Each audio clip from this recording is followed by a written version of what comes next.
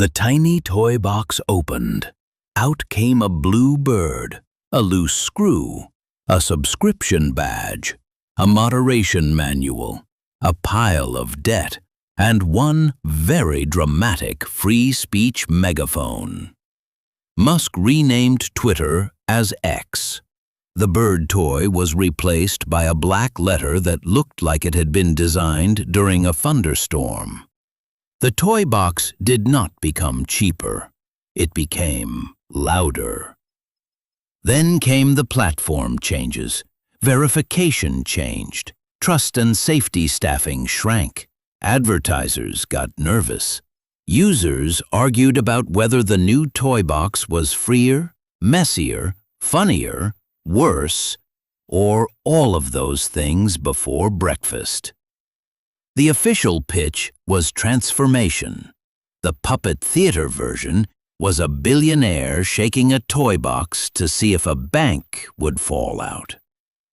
There were also new buttons, new labels, new rules, old rules in disguise, and a parade of people asking if the help desk had been replaced by a megaphone. The megaphone said it was optimizing for truth. The advertisers asked whether truth came with brand safety. The megaphone did not enjoy that question. But the older receipts did not vanish. In January 2025, the SEC sued Musk over the late Twitter stake disclosure. The complaint said the delay harmed investors who sold shares before the market knew about his large stake. Again, that is the SEC's allegation, not a criminal conviction. The cash register kept wearing its legal helmet. By 2026, Musk and the SEC proposed a $1.5 million settlement.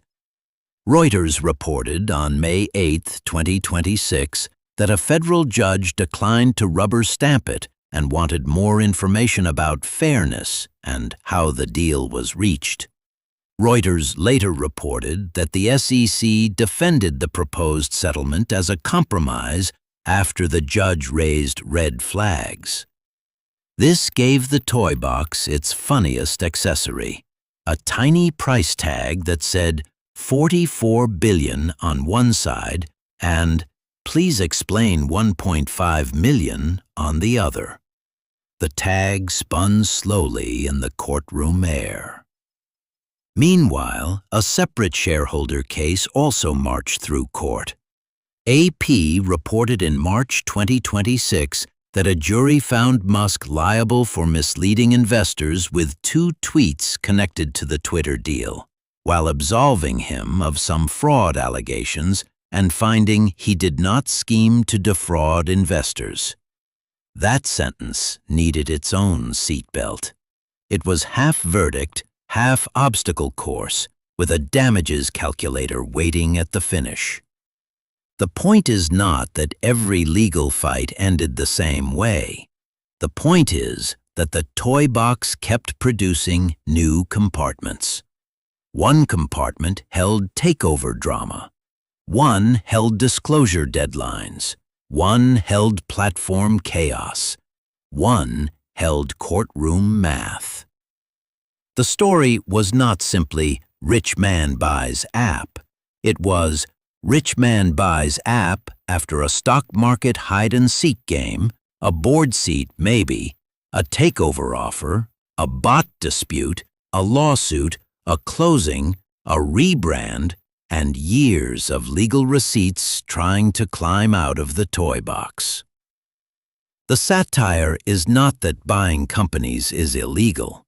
The satire is that the world's loudest checkout experience kept insisting it was just a normal shopping trip. The toy aisle had subpoenas. Normal shopping trips do not have subpoenas. Normal shopping trips also do not require a judge to ask whether a discount receipt is in the public interest. But this toy box had achieved something rare. It made a checkout bell feel like a constitutional scholar with a headache. By the end, The blue bird was gone, the X was on the box, the lawyers were still holding flashlights, and the receipt was longer than the instruction manual. Elon finally got the giant toy he wanted all along. The whole market got a very expensive, very loud, and very clear lesson about how these things actually work. And the checkout bell, still sitting alone by the register, finally understood its purpose. It was not just there to stop billionaires from buying new toys. It was there so everyone else could hear the